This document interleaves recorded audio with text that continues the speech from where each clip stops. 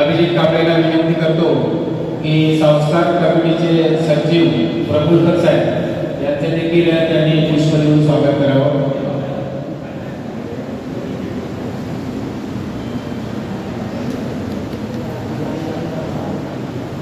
त्याचप्रमाणे आनंद युवक मंडळ राजापूर बोधवाडी आणि आमचे मित्र संजय यादव यांना मी विनंती करतो की या संस्थेचे खजिनदार सुनील सकपाळे यांचं स्वागत त्यांनी करावं.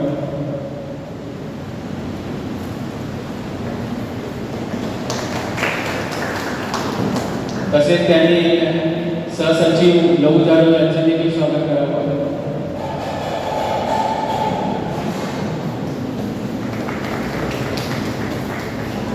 गट क्रमांक 7 चे सरचिटणीस संतोष कांबळे यांचं स्वागत. उदय जाधव करतील. संतोष कांबळे.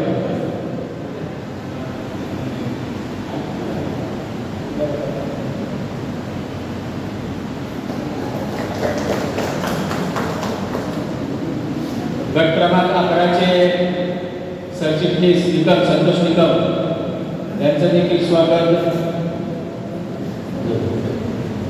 संजय जाधव करतील.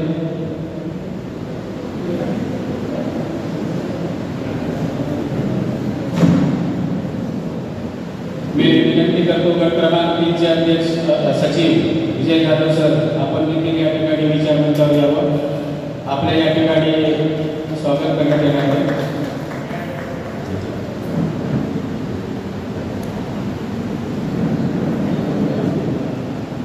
या ठिकाणी आपल्याला प्रबोधन करण्यासाठी विजय जाधव यांचं स्वागत गणपत पनवेलकर सरांनी करावं.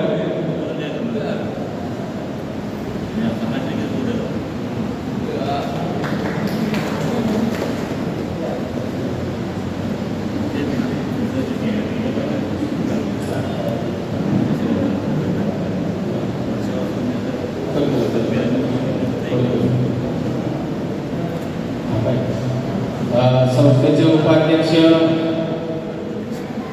अजय कांबळे यांचं देखील स्वागत गणपत तंगेकरांना मी विनंती करतो पुष्प देऊन करायचं आहे.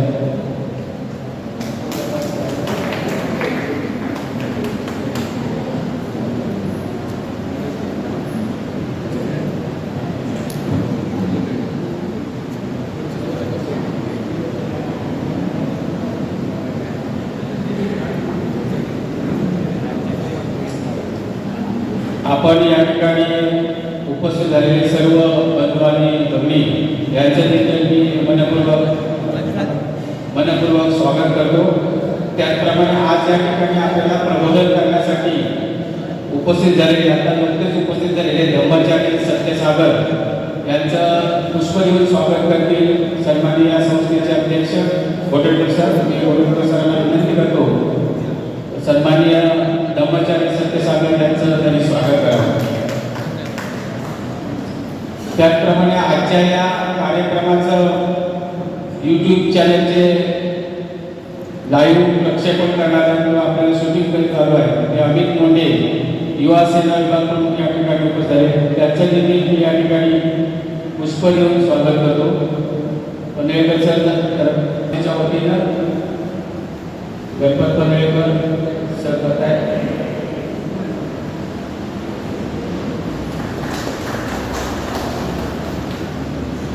एक ते 11 गटातील सर्व सभासद मान्यवर करून पुढील कार्यक्रम आपल्या कार्यक्रम पद्धतीनुसार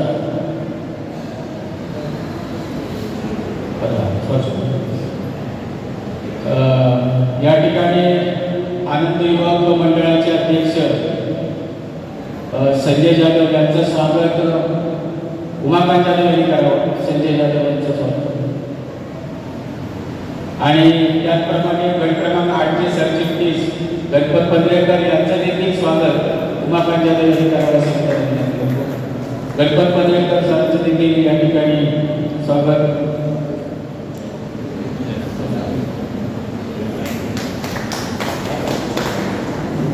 या ठिकाणी महिला महोदयाच्या उपस्थित झालेल्या आहेत सकाळी जाधव मॅडम त्यांनी या ठिकाणी यायचं आहे. महिला महोदयाचार्य जाधव मॅडम यांनी या ठिकाणी यायचे आपले स्वागत या ठिकाणी करण्यात येणार आहे. उमाकांत जाधव सर आपण त्यांचं स्वागत करावं.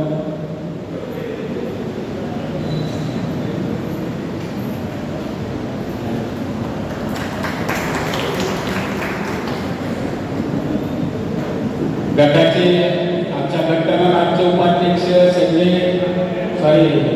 अभिजित कांबळे यांचं देखील स्वागत उमाकांत जाधव सर आपण गट क्रमांक 8चे उपाध्यक्ष. आणि त्यानंतर या ठिकाणी उदय जाधव गट क्रमांक 8चे उपचिटणीस यांचं देखील स्वागत उमाकांत जाधव करतील. या उदय जाधव सर्व पौदाचार्यांना विनंती करतो आपलं देखील या ठिकाणी स्वागत करण्यात येणार आहे. सर्व पौदाचार्यांनी यायचं मंत्रुळकर या आपलं देखील स्वागत.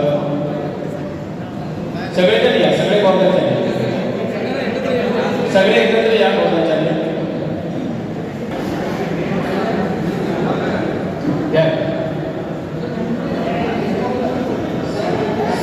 सर्वांचं स्वागत.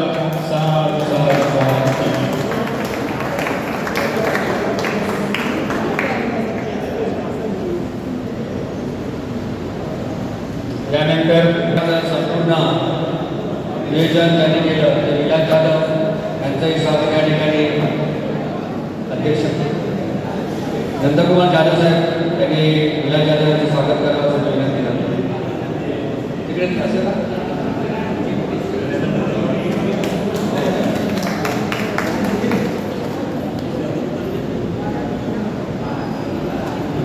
धन्यवाद. राजापूर तालुका बोधन संघ व राजापूर तालुका बोधन संघ गट क्रमांक 8च्या वतीनं वर्षावासाचा प्रारंभ आज डॉक्टर बाबासाहेब आंबेडकर भवन सुरुवात होत आहे. नियोजनाप्रमाणे प्रतिवर्ष आपण सर्वजण कार्यक्रम वर्षावासाचा करतो, पण आज तुमच्या सर्वांच्या सहकार्यानं हे भवन उभं राहिलं आणि म्हणून प्रत्येक वर्षी याच्यात आम्ही ठरवलं आहे की इथून वर्षावासाची सुरुवात आपण प्रारंभ त्या भवनामधून करायचा आहे आणि नंतर इतरस्त असणारे गट त्या गटाचं नियोजन आपल्याला दिलं जाईल आणि त्यानुसार हा पहिला कार्यक्रम पहिलं पुष्प या ठिकाणी आपण सादर करतो आहोत. अतिशय गट क्रमांक 8च्या वतीनं आणि तालुक्याच्या वतीनं आजचं हे नियोजन झालं आहे. आपली उपस्थितता अतिशय चांगली आहे. सकाळपासून बरेचसे फोन होते की सर पावसाचे दिवस आहेत. मी म्हटलं पाऊसच आहे, वर्षावासा पावसात असतो, त्याच्यावर मात करून जेव्हा तुम्ही या तेव्हा खऱ्या अर्थाने तो आपण कार्यक्रम साजरा करू आणि म्हणून तुम्ही सुद्धा या वर्षाच्या ह्याच्यातून जर मात करून तुम्ही आला. प्रथमतः राजाभाऊ संघाच्या वतीने आपण आपल्या सर्वांचं या ठिकाणी याचे स्वागत करतो. आज या ठिकाणी वर्षावास अधिक गुणवंत विद्यार्थी त्या विद्यार्थ्यांचं या ठिकाणी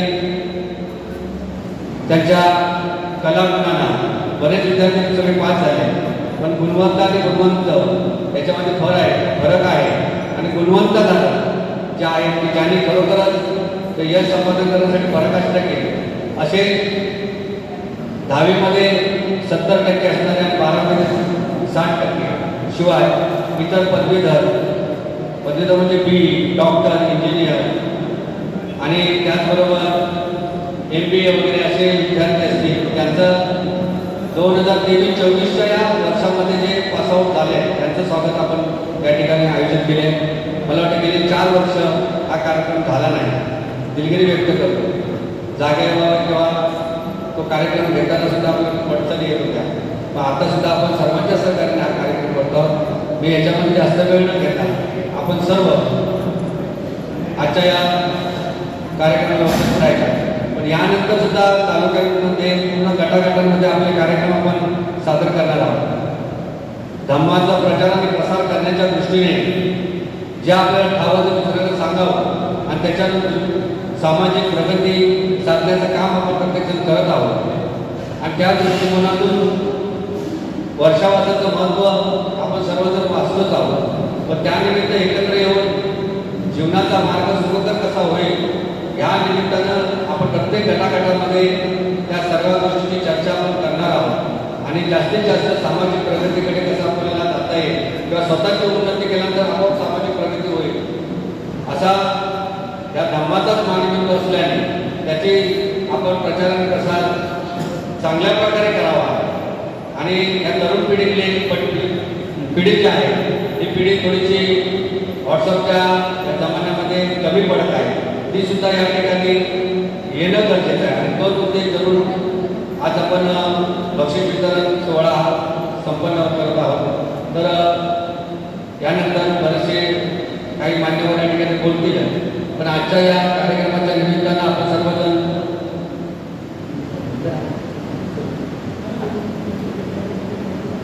तर आपण या ठिकाणी सर्वजण उपस्थित राहिलात आणि वेळेत कार्यक्रमाला संपवायचा आहे. त्याचं प्रत्येक मान्यवराने आपलं मनोगत असेल ते आपलं बडकत मांडावं आणि आदरणीय जाधव साहेब आपले ज्येष्ठ सल्लागार या संस्थेचे आहेत तर त्यांनी 2 मिनिटांत आपलं मनोगत या ठिकाणी मांडावं आणि त्यानंतर आपले धम्माचार्य जे आलेले आहेत ते धम्माबद्दलची आपल्याला थोडक्यात माहिती सर्वांना या विचारावर राजापूर तालुका बौद्धिक संघाचे आदरणीय अध्यक्ष भटकर सर, राजापूर तालुका बौद्धिक संघाचे सचिव मानद आहेत, त्याचबरोबर लहू जाधव पटकेकर आपले सत्पाळ गुरुजी, त्याच्यानंतर शिक्षक बँकेचे माजी अध्यक्ष उल्हास जाधव, तुमच्या वाडीतील मास्तर संजय जाधव, बौद्धाचार्य गणाचे मुख्य जाधवजी आणि मान्यवर मित्र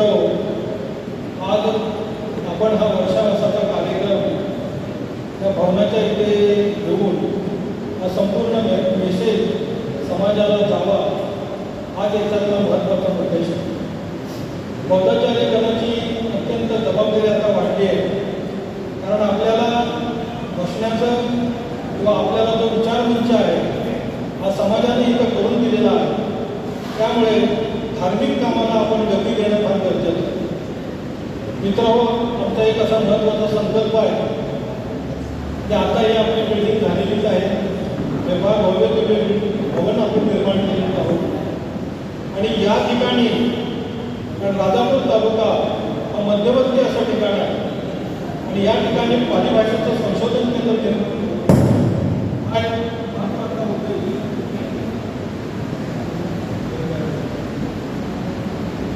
आणि या ठिकाणी घेऊन आपण हे काम सार्थकी लावणार आहोत.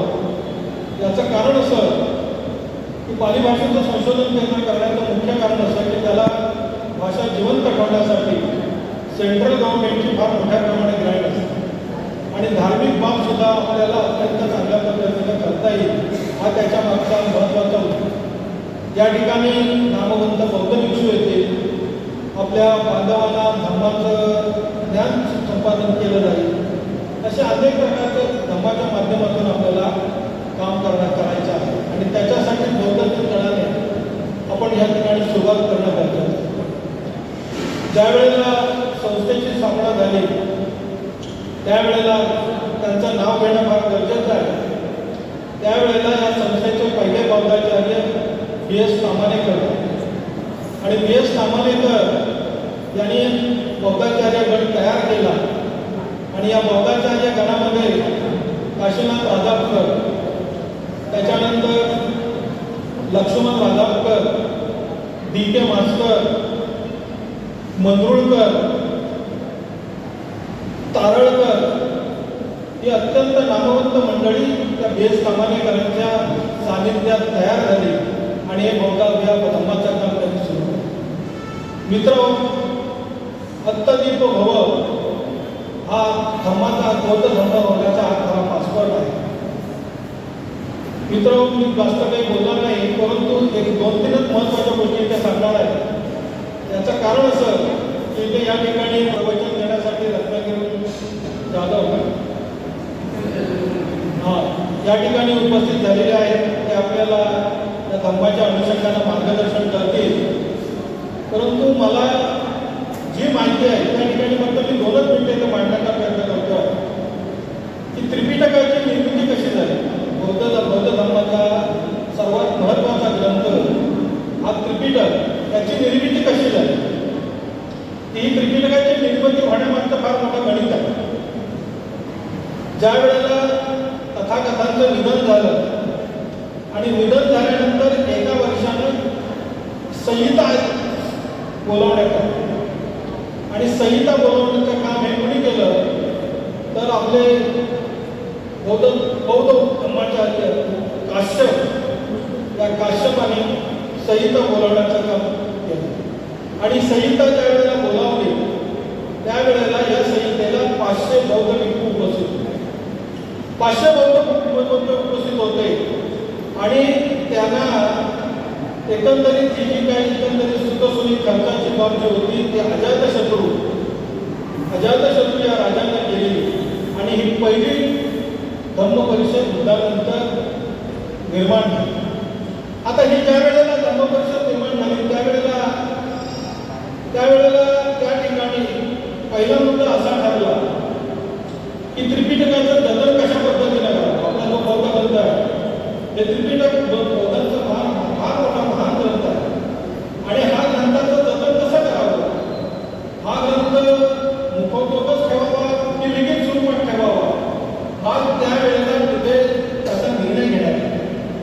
तर काही बौद्ध भिक्षूंनी हा ग्रंथ हा लिखित स्वरूपात असावा, काही बौद्ध भिक्षूंचं मत होतं की हा ग्रंथ मुखोद्योगच असावा. परंतु महाबौद्धाचार्य आपले काश्यप यांनी सर्वांना समजावून सांगितलं आणि हा ग्रंथ लिखित स्वरूपात लिहिला गेला. हा लिखित स्वरूपात ज्यावेळेला लिहिला गेला त्यावेळेची परिस्थिती अशी होती की श्रीलंकेमध्ये 12 वर्ष दुष्काळ पडलेला होता. 12 वर्ष ज्यावेळेला बौद्ध धर्मामध्ये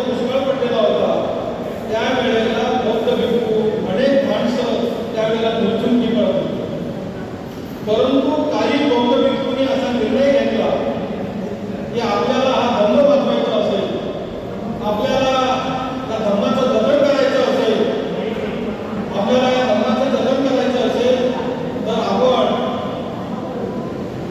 जम्मू बेटात जाणं गरजेचं आहे.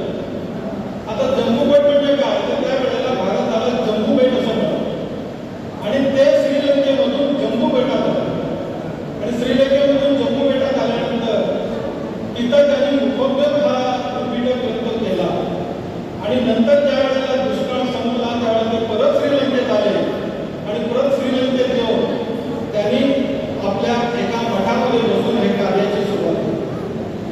हे करत असताना पहिला त्रिपिटक हे कशावर लिहिलं गेलं तर ताडाचं जे झाड आहे त्या ताडाच्या पानावर हे त्रिपिटक लिहिलं गेलं आणि या ताडाच्या पानावर जेव्हा त्रिपिटक लिहिलं गेलं त्यावेळेला ते त्रिपिटक चांगल्या पद्धतीनं जतन व्हावं हा श्रीलंकेचा राजा वट्टगामी यांनी ते त्रिपिटक नंतर सुवर्णाक्षरात लिहिलं. मित्र, सांगण्याचं तात्पर्य असा की आपल्या हा त्रिपिटकाचा हा अत्यंत महत्वाचा इतिहास आणि हे त्रिपिटक अशा पद्धतीने राजा वट्टगामी यांनी ताडाच्या झाडावरचं लिहिलेलं लिखाण हे स्वर्ण मुद्राक्षरात केलं ही त्याची महान देण आहे आणि म्हणून आज आपला हा ग्रंथ जिवंत आहे. मित्र, राजा अशोक या धर्माबद्दल कसा प्रभावित झाला, राजा अशोक या धर्माबद्दल प्रभावित कसा झाला तर राजा अशोक ज्या वेळेला सिंहासनावर बसलेला होता त्यावेळेला एक 7 वर्षाचा बौद्ध उपासक तिथून जात होता. राजाच्या मनामध्ये भावना आली की या मुलाला बोलवावं. त्याने त्याला बोलावलं, त्याची विचारपूस केली, त्याला आसनावर बसण्याचा मान दिला आणि त्यांना काही प्रश्न विचारले. त्या मुलानं त्या बुद्ध मुलानं अत्यंत समर्पकपणे उत्तरं दिली आणि ती उत्तरं राजाला भावली. राजा समाधानी झाला आणि त्याच वेळेला राजाने असा निर्णय घेतला की 48,000 मठ, त्याला आपण मॉक्स म्हणतो, बौद्ध भिक्षूंच्या राहण्याचं ठिकाण हे निर्माण केलं आणि हे निर्माण केलं आणि त्यावेळेला बौद्ध धर्माला खऱ्या अर्थाने चालला आणि त्याच्यानंतर त्या मुलाचं नाव होतं निरोध. अशोक राजाला जर प्रेरित कोणी केलं असेल तर त्या लहान मुलानं प्रेरित केलं, त्या बौद्ध भिक्षूनं प्रेरित केलं आणि त्याच्यानंतर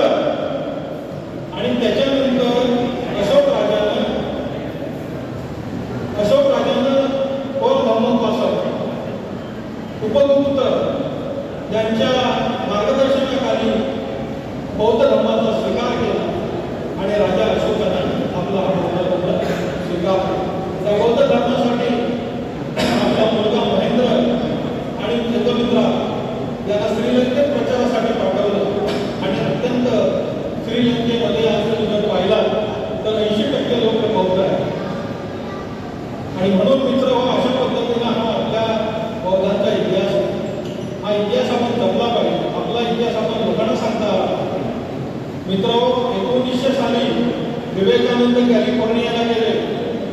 1900 साली विवेकानंद ज्यावेळेला कॅलिफोर्नियाला गेले त्यावेळेला कॅलिफोर्नियामध्ये त्यांनी अत्यंत उद्बोधक भाषण केलं की पृथ्वी तळावर असा एकमेव व्यक्ती आहे की जो गुरुजी आहे बौद्ध उपासक आहे, बौद्ध गुरुजी आहे, तो असा एकमेव असा आहे की त्याच्या ज्ञानाचा एक थेंब जरी आम्हाला मिळाला असला तर आम्ही भरून पावलं असतो. असे विवेकानंदांचे थोर विचार त्या ठिकाणी विवेकानंदांनी केले. मित्र, बौद्ध धर्माबद्दल अनेक गोष्टी सांगण्यासारख्या आहेत. आपल्या इथे आपले थोर उपासक रत्नागिरी या ठिकाणी आलेले आहेत, तेही आपल्याला मार्गदर्शन करते. मी एवढंच सांगतो की बुद्ध धर्माचा पासवर्ड, बुद्धाचा पासवर्ड अत्तदीप भव हाच बुद्धाचा खरा पासवर्ड आहे. तो सर्वांनी जपावा अशी या मंगलक्षणी विनंती करतो आणि मी माझे 2 शब्द पूर्ण करतो. मला आपल्याला बोलण्याची संधी दिला त्याबद्दल सर्वांना धन्यवाद देतो.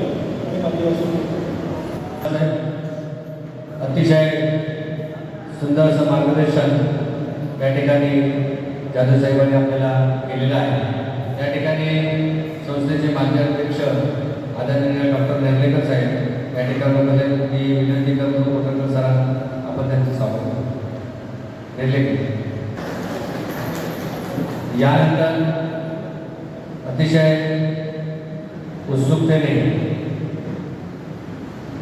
आजच्या या वर्षानिमित्त प्रबोधनकार आदरणीय ब्रह्मचारी या ठिकाणी उपस्थित राहिले.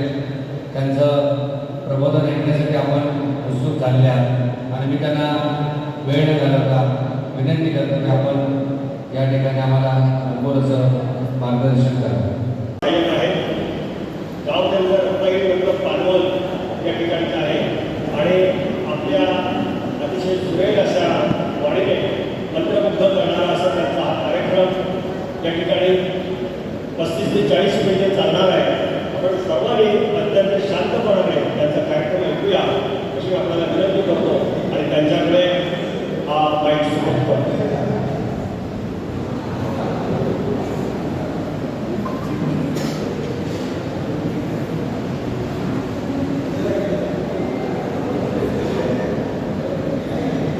सर्व उपस्थित बंधू आणि भगिनींना माझा नमो बुद्धाय जय भीम. इको जर कमी आवाज फक्त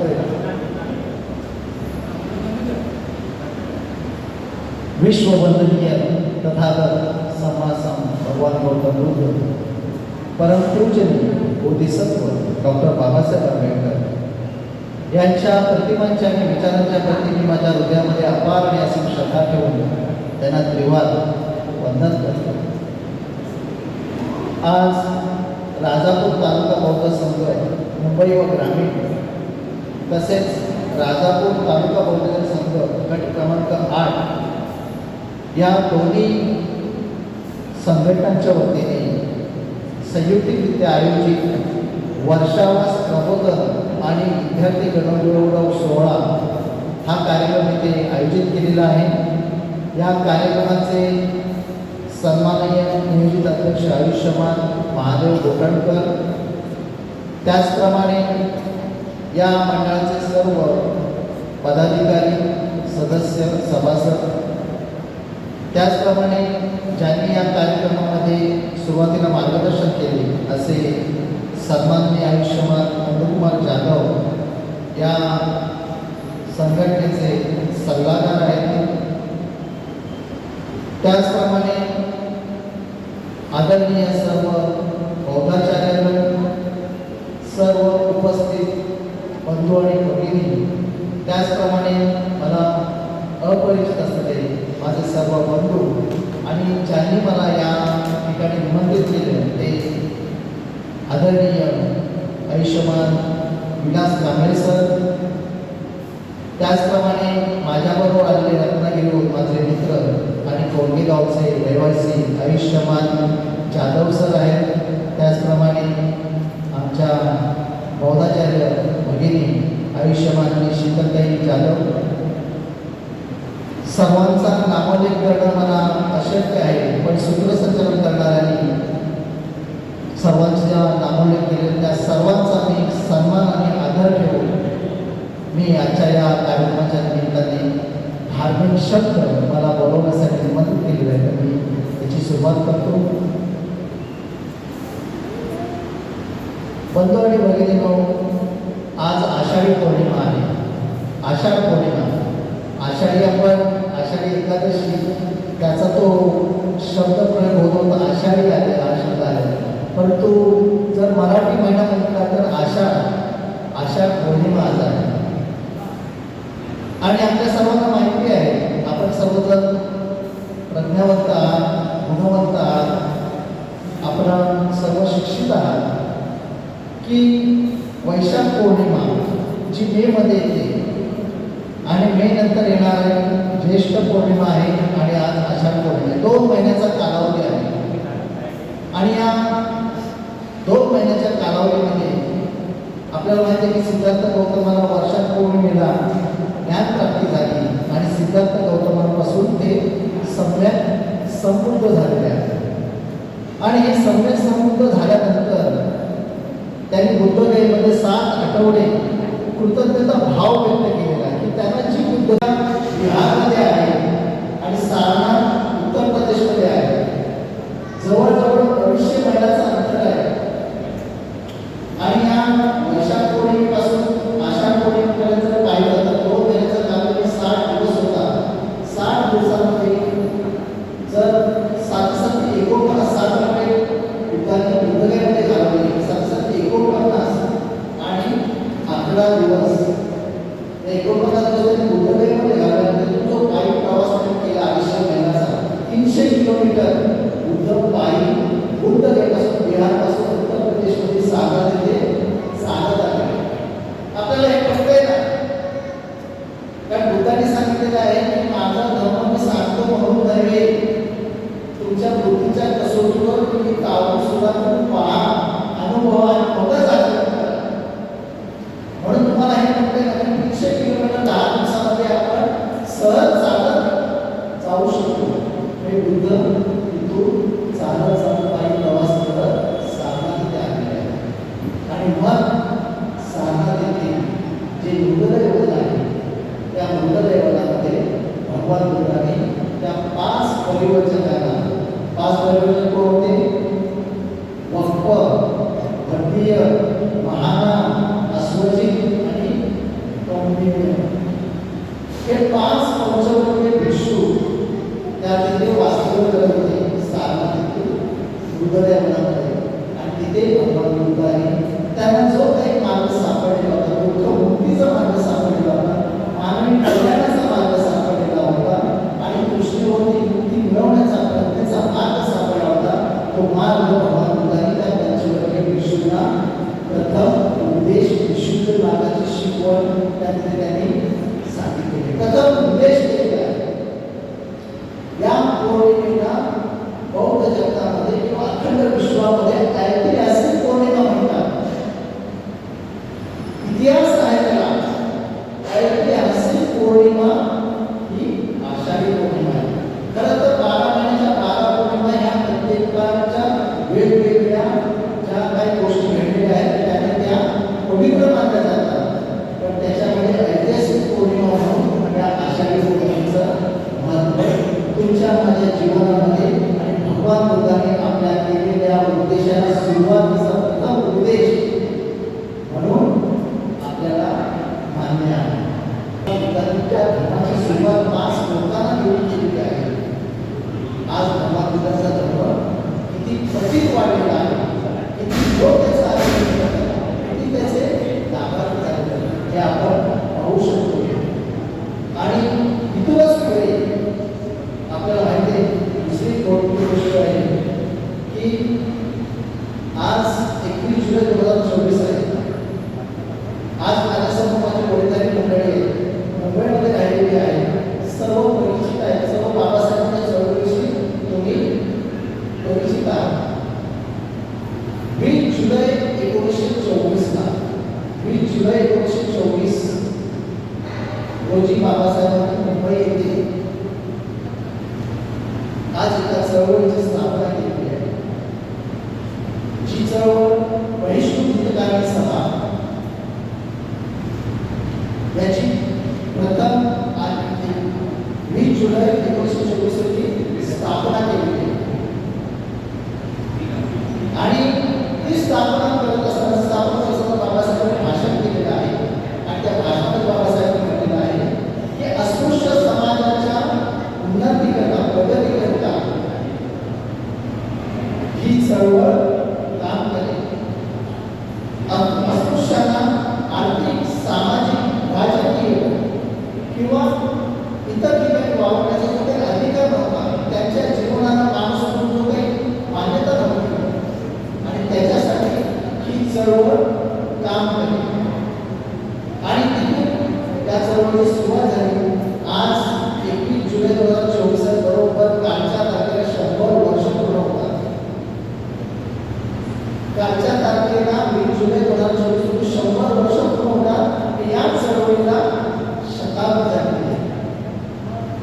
या चळवळीची शताब्दी आहे. सांगण्याचा हेतू उद्देश एवढाच आहे की ज्या चळवळीने बाबासाहेबांनी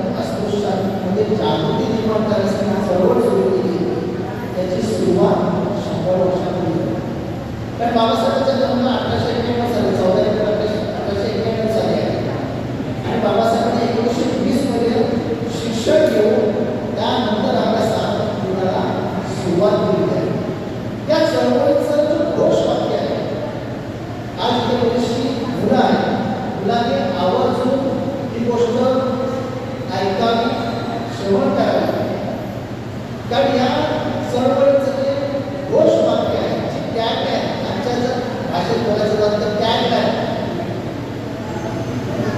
शिका, संघटित व्हा, संघर्ष करा.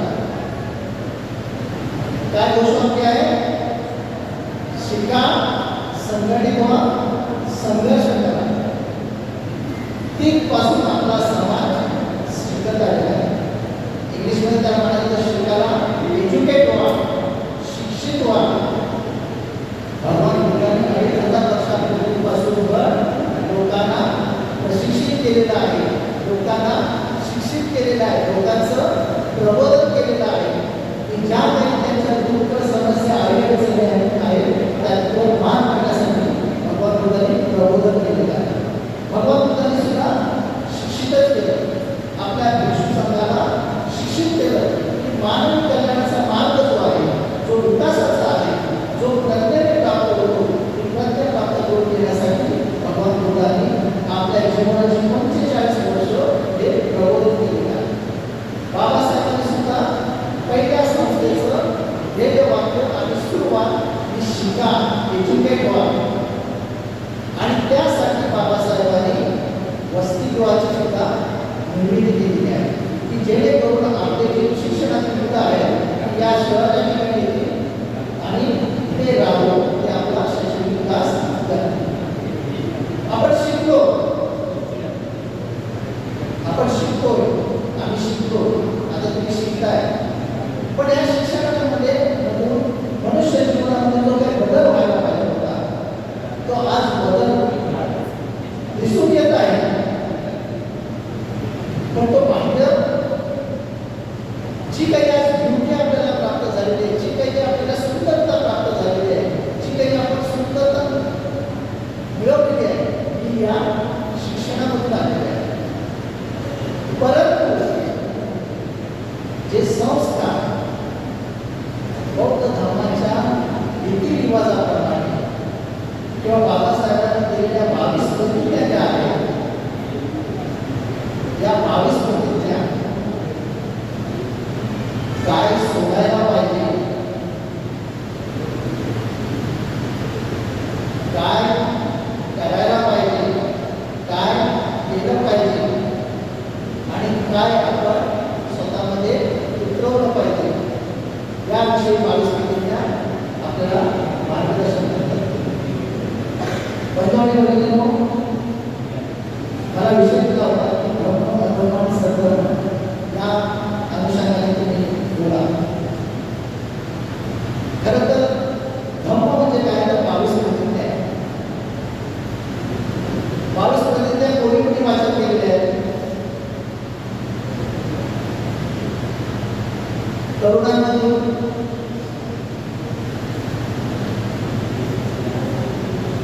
युवकांमधून कोणी 22 प्रतिज्ञांचं वाचन केलेलं आहे.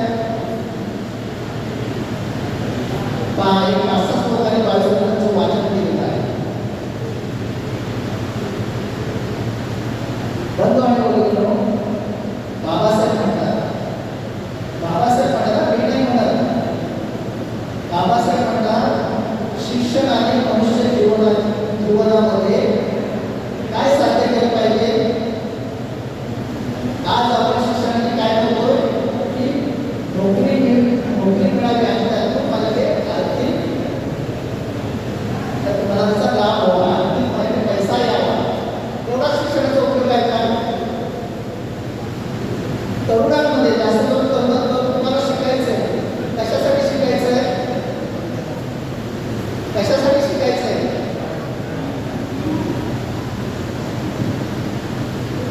तर तुम्ही शिक्षण घेत आहात तर ध्येय काय आहे.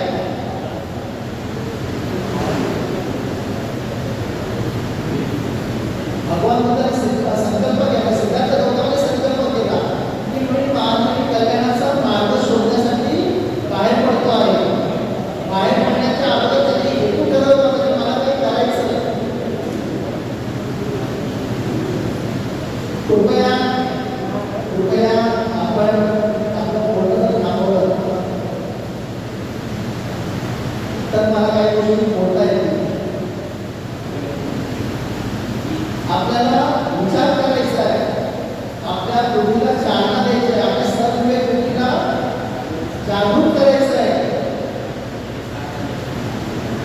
सिद्धार्थ गौतमाने जेव्हा गृहत्याग केला तेव्हा सिद्धार्थ गौतमाने ठरवलं होतं की मी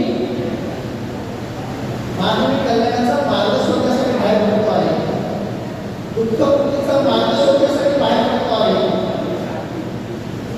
बाबासाहेबांनी 1891 बाबासाहेबांचा जन्म आहे. 1920 मध्ये बाबासाहेबांनी या समाज व्यवस्थेतून जे काही त्यांना जातीचे चटके बसले, जो काही त्यांना भेदभाव जाणवला, जी काही विषमता जाणवली, पण त्यावरती बाबासाहेबांनी प्रतिक्रिया दिली नाही. बाबासाहेबांनी ते सहन केलं. कारण बाबासाहेबांनी ठरवलं होतं की याच्यावर तुम्हाला मार्ग शोधायचा आहे, याच्यावर तुम्हाला उपाय शोधायचा आहे, याच्यात तुम्हाला संघर्ष करायचा आहे, म्हणून त्याच्यावर तुम्हाला मार्ग शोधायचा आहे.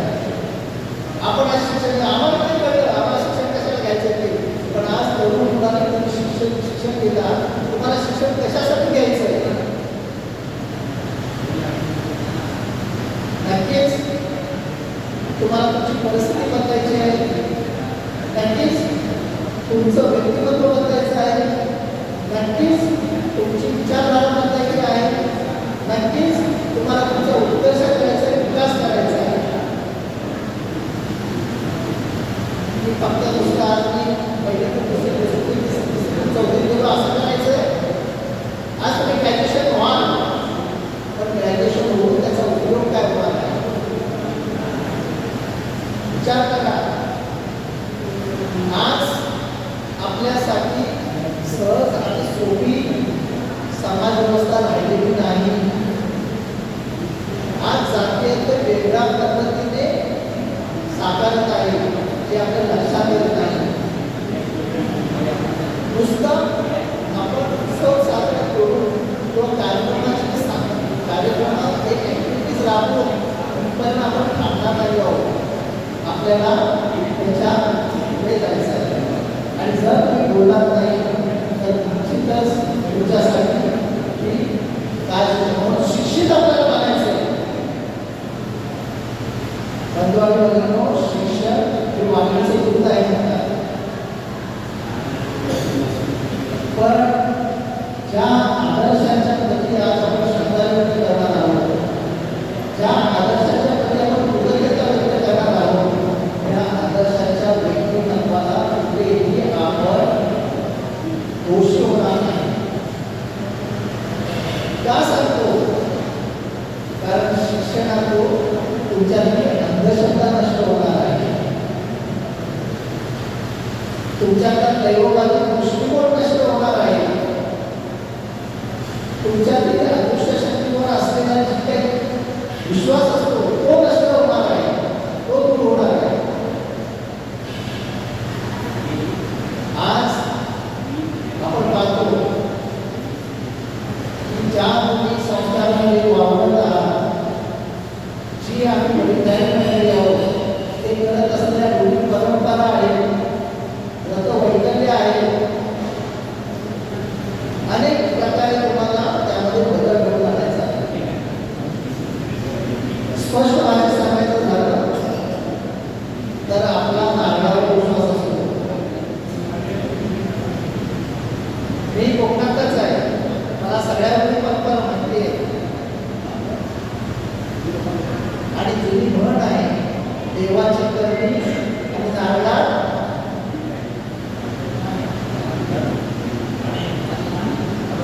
काहीतरी विश्वास द्या. मग हा नारळ कुठे कुठे वापरला जातो? आपण करतो आजही. अमावस्या असेल, घराचं आडं चालवायचं असेल, बौद्धाच्या दिवसाची एक सांगेल की बंडवामध्ये मी अनुभवलेला आहे आणि अगदी केलेला आहे. काही बौद्धाच्या आता आपली लोक परिस्थिती तसे अलगेलाच आहे, म्हणजे काय गोष्टी नाही, पण घराला जे आडत असतं ते संपूर्ण मोकळं असतं, आपण दिसतं. आणि बौद्ध पूजा पाण्याचा कार्यक्रम चाललेला आहे आणि वरती आड्याला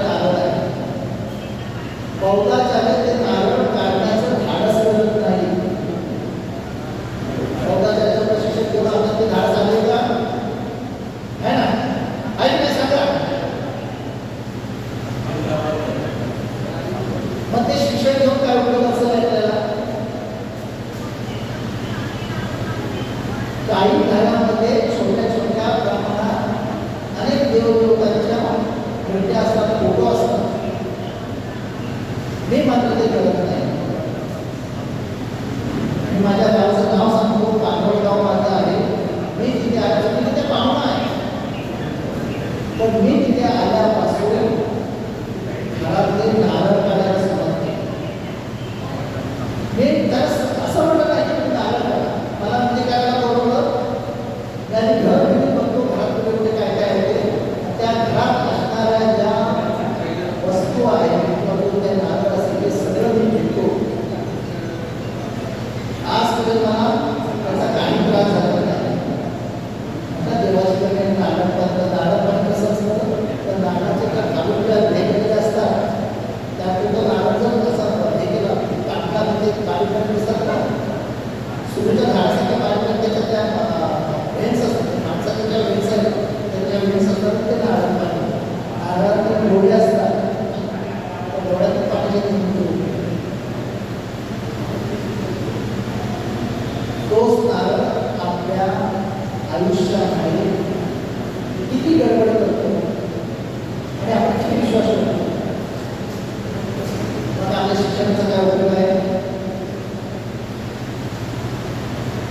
अमावस्येला जागेवाला नारळ द्या. ह्या गोष्टी आहेत. आपण ज्या जागेमध्ये वावरतो त्या जागेमध्ये किडीपासून अगदी प्राण्यांना सगळे वावरत असतात. पण भगवान बुद्धाने सांगितलं, सर्व मनुष्य मानवाने दया करा, मैत्री करा. बाबासाहेबांनी माणूस निर्देशन केलं की मी प्राण्यांचं लालन पालन करेन, दया करेन.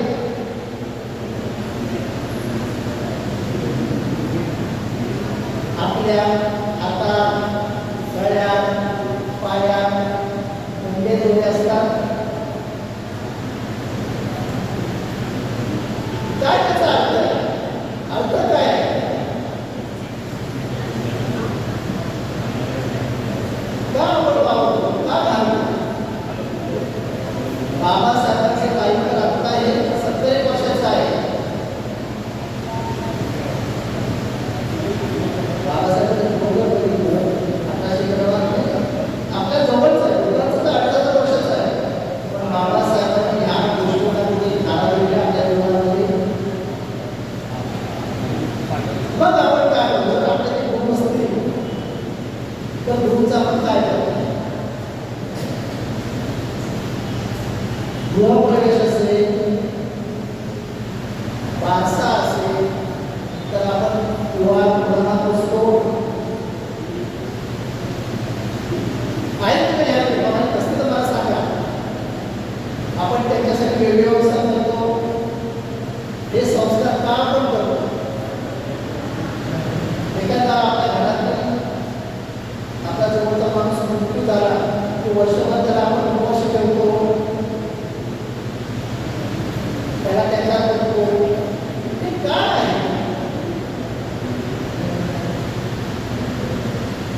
शिवाय आपण ज्या पंचक्रोशीमध्ये राहतो तिथे गाव देऊळ आहे, स्वयंभू देवस्थान असतात, धातू देवस्थान असतात. ह्या सगळ्या गोष्टी आपण करतो की नाही? एक सामाजिक सरोकार हा आपण त्याच्यात मिळून सुरू राहायला पाहिजे. हा माझा शिकली नाही, बाबासाहेबांचा मिळून शिकू. पण आपला दृष्टिकोन काय? बाबासाहेबांनी ज्या आयुष्यात आपल्याला दिलेले आहे त्या गुरूच्या प्रती आपण प्रामाणिक आहोत का? जेव्हा ती दीक्षा घेतली, तसशीलाची दीक्षा आहे, तसशी उपासक आहे. आम्हाला एक घटना दिली जाते की गुरु के प्रति प्रामाणिक रहकर मैं ये दीक्षा ग्रहण करता हूँ. आपण ब्रह्मदीक्षा घेतलेली आहे 14 ऑक्टोबर 1956. मग त्या गुरुच्या प्रती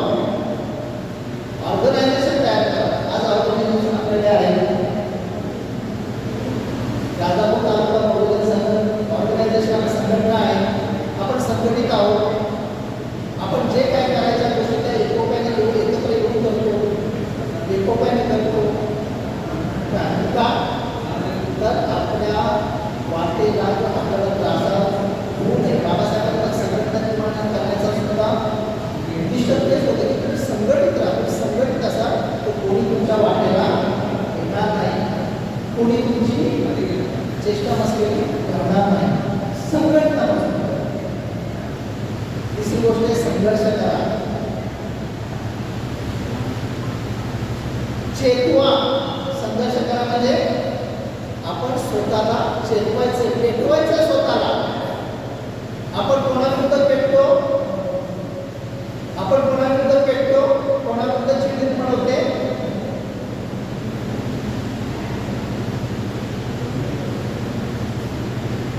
आपल्या शत्रूबद्दल आपल्याला चिड निर्माण होते, आपल्याला न पटणाऱ्या व्यक्तीविरुद्ध चिड निर्माण होते, आपल्या मनाविरुद्ध कार्य करणाऱ्या व्यक्तीविरुद्ध आपल्याला चिड निर्माण होते.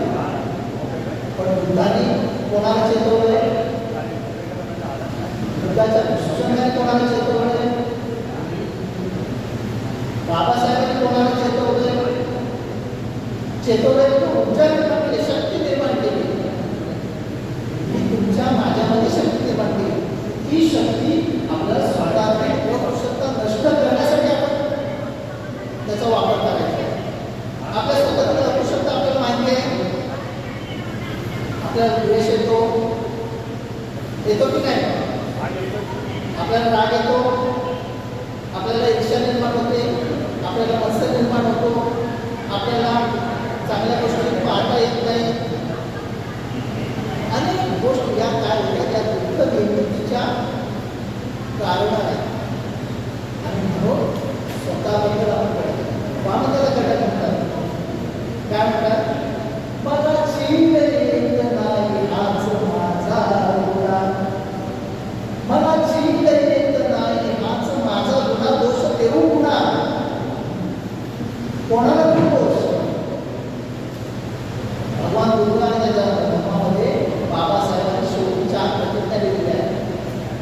शेवटून दुसऱ्या पानावर स्वदेशधर्म वर्तवली आहे त्याच्या अगोदर प्रतिज्ञा आहे. त्यामध्ये म्हटलेलं आहे की आपल्यात दोष असंख्य, काय म्हटलंय, आपल्यात दोष असंख्य, प्रतिज्ञा आपण करूया ते नष्ट करण्याची.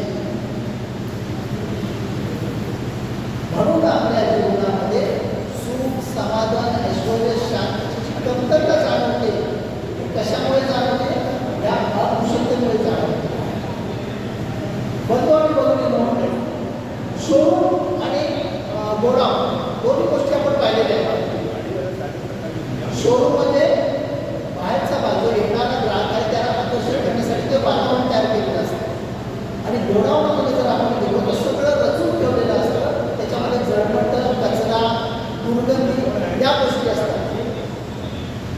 आपलं हे पहिलं स्वरूप आहे, हा शोरूम आहे.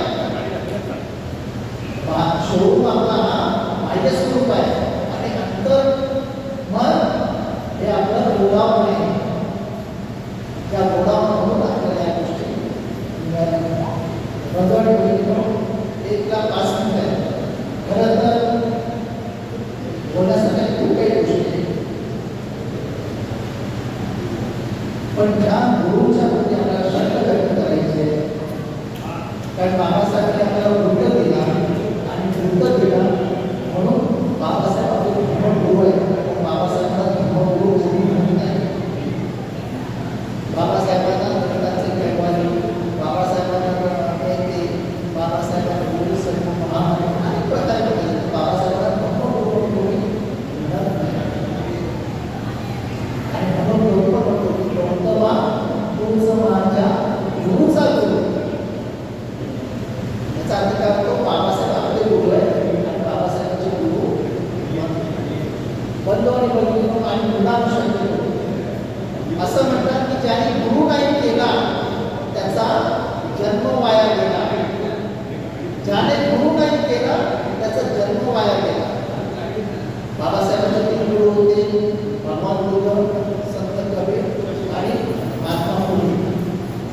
भगवान बुद्धांचे गुरु होते अनार कलाम, बुद्धदेव. आपले गुरु कोण आहेत? आपला आयडॉल कोण आहे? आज तरुणांचे आयडॉल कोण आहे?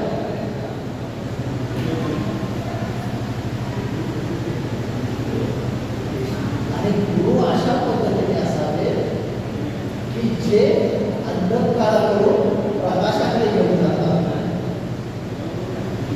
का असे लोक हवेत की ते फक्त कर्मकांड करत राहा, व्रतवैकल्य करत राहा, उपवास तपास करत राहा आणि माझी सेवा करा. असं नाही. आपले गुरु हे अंधकाराकडून प्रकाशाकडे घेणारे आहेत. त्यांचा मार्ग हा आपल्याला प्रगतीच्या वाटेवर नेतो आणि अशीच प्रगती आपण करत राहू. प्रभावी प्रगतीनं मला दुसरी गोष्ट आवर्जून सांगायची. दुसरी गोष्ट मला आवर्जून सांगायची की आज आपण या स्मारकाची या भवनाची निर्मिती दिली, तिथे चांगल्या चांगल्या ॲक्टिव्हिटीज आपण कार्यक्रम करणार आहोत. पण तुम्ही या इथे अशा व्यक्तीला आणा की जो व्यावहारिक असेल. कारण व्यवहार काय करतो हा स्वार्थी असतो. व्यवहार हा स्वार्थी असतो. तर आज तुम्ही इथे कोणालाही अगदी हजारो रुपये त्याला प्रबोधन करण्यासाठी बोलवा, त्याचं प्रबोधन ऐका, पण तो बुद्ध आणि बाबासाहेबांच्या विचारात चालणारा आहे का?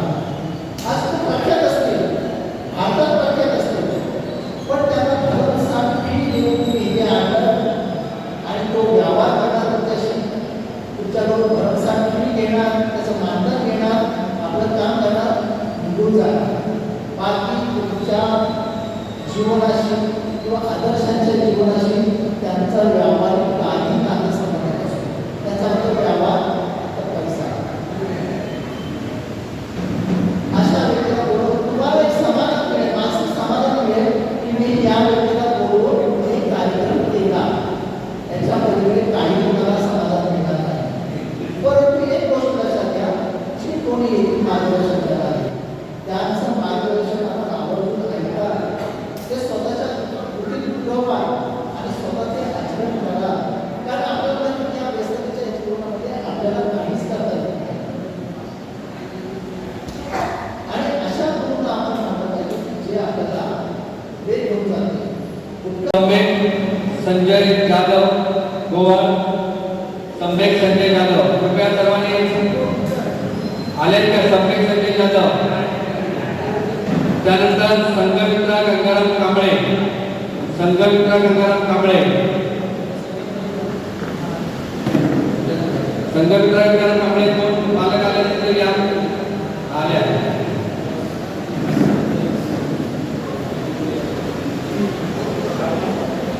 अध्यक्ष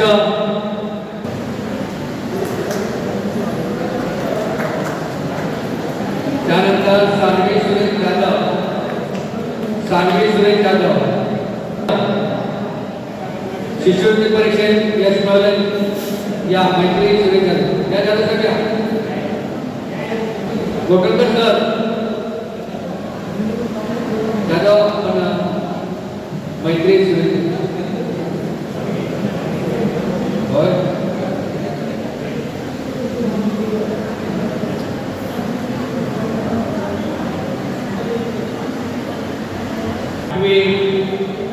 परीक्षा देऊन नवोदयमध्ये त्यांची निवड झाली आहे. सलोनी संजय पवार, सलोनी संजय पवार या सर आले.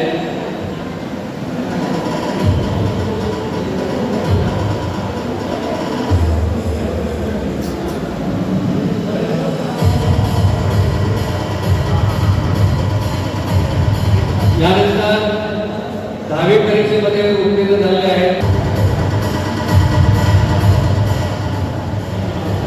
त्यानंतर 10वी परीक्षेमध्ये प्रियदर्शनी गौतम जाधव, प्रियदर्शनी गौतम जाधव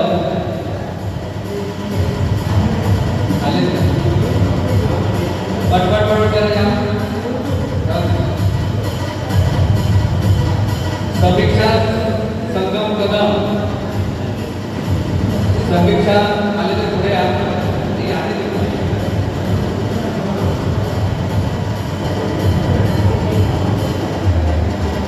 जांभवडे,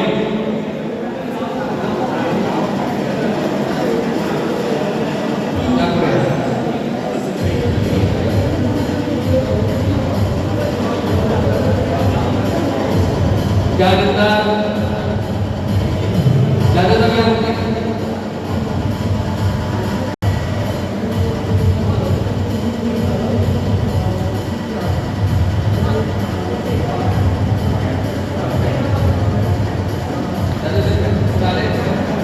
नरेश जाधव, जीवक नरेश जाधव पाचल अरे पाचल या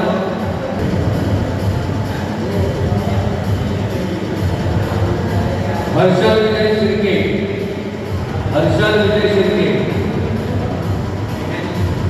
हर्षल विजय शिर्के, नीलचंद्रास कांबळे, गाव आजिवली, नीलचंद्रास कांबळे,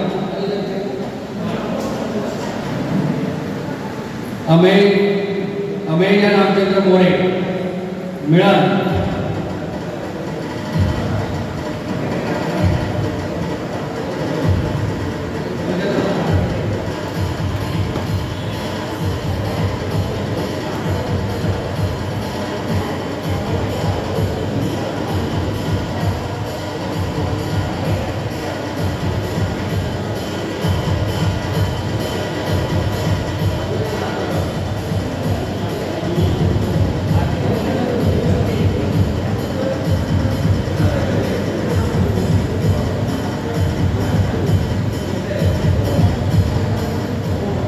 आर्या मधुकर शेवडे, कळसवली, आर्या मधुकर शेवडे, कळसवली,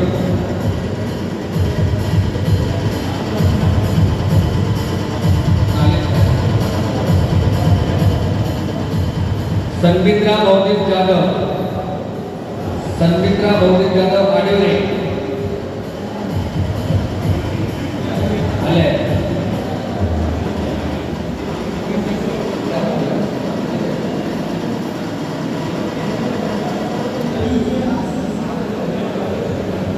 क्षितिज संतोष जाधव, क्षितिज संतोष जाधव,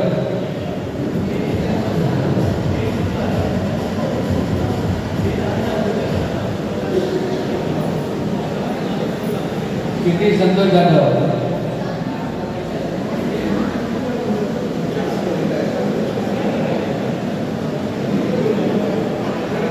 क्षितिज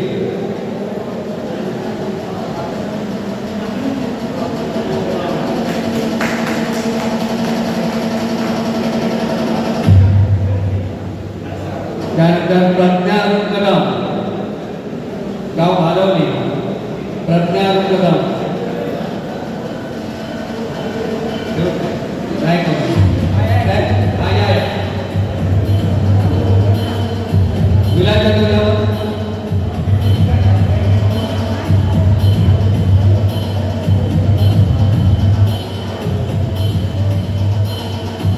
संगम सुदेश शिर्के, त्यानंतर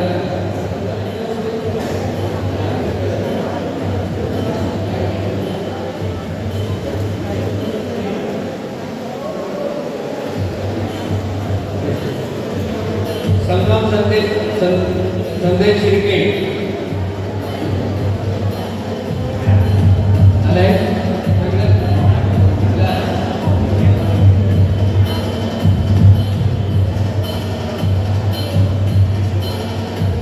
भूमिका राजेंद्र जाधव, भूमिका राजेंद्र जाधव,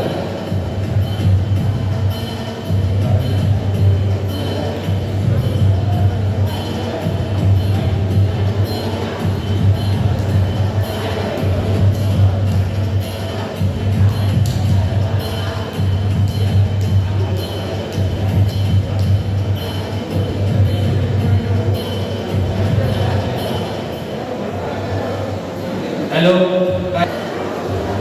गाव गोवा,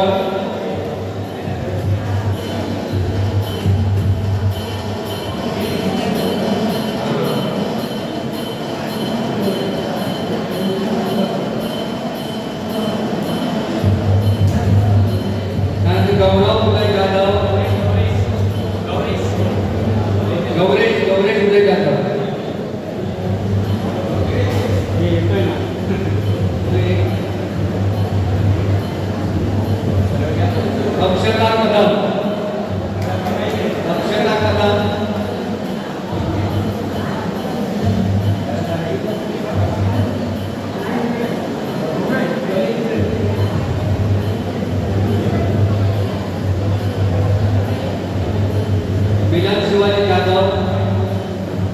मिलन शिवाय जाधव निर्णव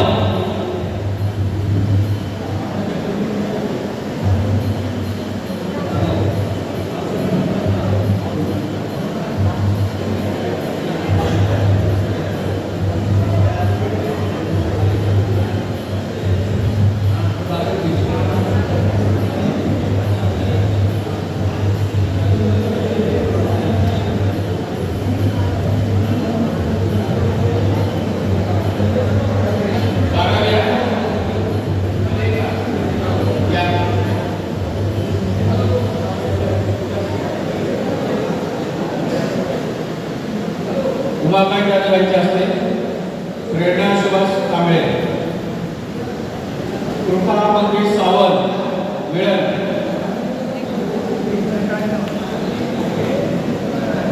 या मोरेसर,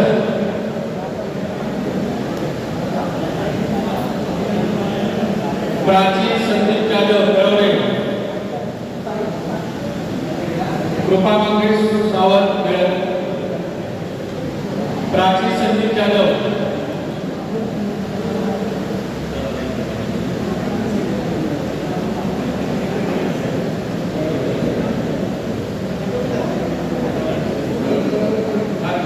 प्राची संदीप जाधव,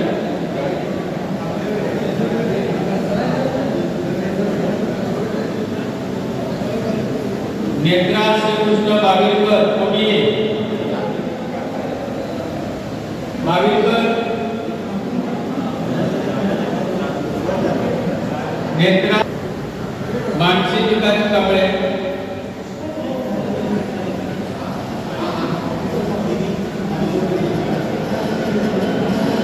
प्रभातवली, एक नंबर गट, प्रभुत्व, सूरजेश्वर प्रभुत्व प्रभातवली, सुजय दीपक चाफे गांधीवडे, चाफे सकाळचे स्वीकारले, वैदेही गणेश कांबळे गळवडे,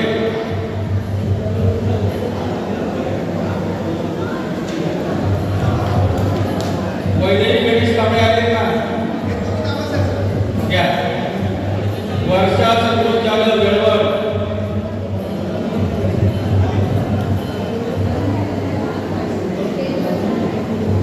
संतोष जाधव, वर्षा संतोष जाधव वेळवर,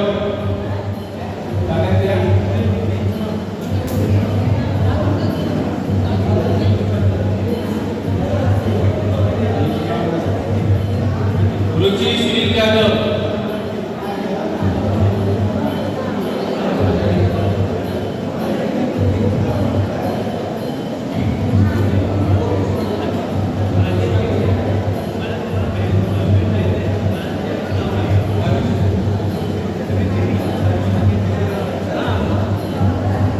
रुचि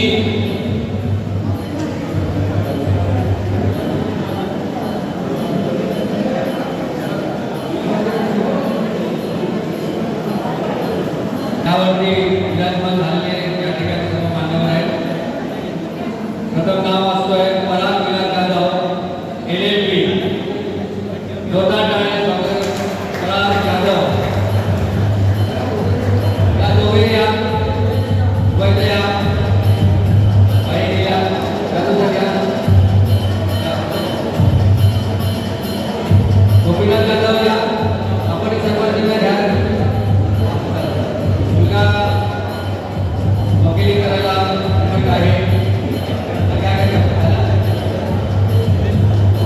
त्यानंतर समीक्षा राजे सटपाळे सरकार या समितीकडे सगळे आले.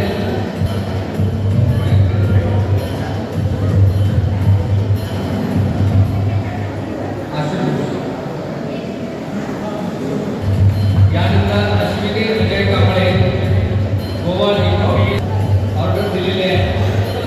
असं ते तुला नाव एमडी झालेलं आहे.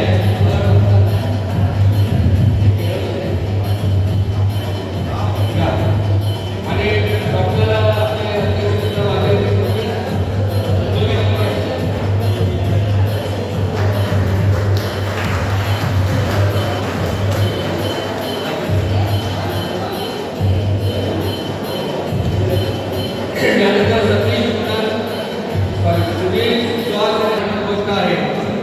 असे आपले सतीश पुणेकर यांचा सुद्धा एक उद्योग आहे आणि त्यांचं सुद्धा तर 8 नंबरच्या वतीनं त्यांचं या ठिकाणी स्वागत होत आहे.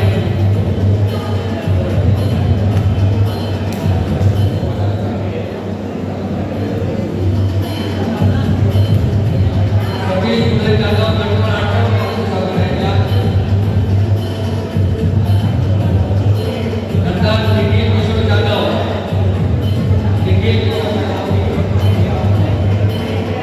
सर्टिफिकेट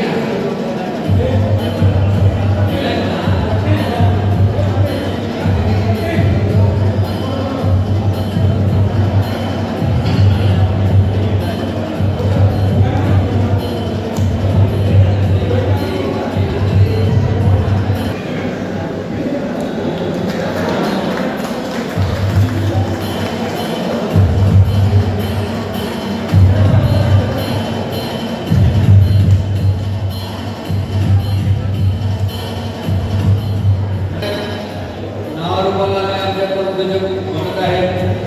एकटेच आहात तुम्ही? या मॅडम या. जेव्हा गरज भासली या भावांसाठी जवळजवळ मोठे स्टुडंट तातडीनं आम्ही देण्याचं काम केलं. धन्यवाद. तर संदेश दीपक जाधव आले दिला अतिशय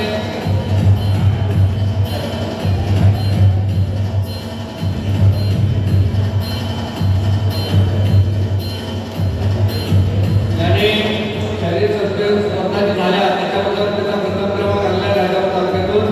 अतिशय छान वेळेअभावी आणि या ठिकाणी 10वी पास झाल्यावर 500 रुपयाचं बक्षीस दिलं आहे. जोरदार टाळ्यांना स्वागत करा. आणि मला वाटतं या ठिकाणी अध्यक्ष महोदयांनी पैसे सुपूर्द करत आहेत आणि भोजन